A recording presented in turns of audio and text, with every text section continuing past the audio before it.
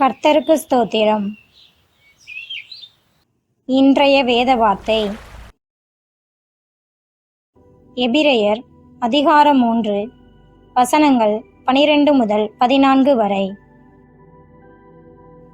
சகோதரரே, ஜீவனுள்ள தேவனை விட்டு விலகுவதற்கு ஏதுவான அவிவிசுவாசமுள்ள பொல்லாத இருதயம் உங்களில் ஒருவனுக்குள்ளும் இராதபடிக்கு நீங்கள் எச்சரிக்கையாயிருங்கள். உங்களில் ஒருவனாகிலும் பாவத்தின் வஞ்சனையினாலே கடினப்பட்டு போகாதபடிக்கு இன்று எண்ணப்படும் அளவும் நாடோறும் ஒருவருக்கொருவர் புத்தி சொல்லுங்கள்.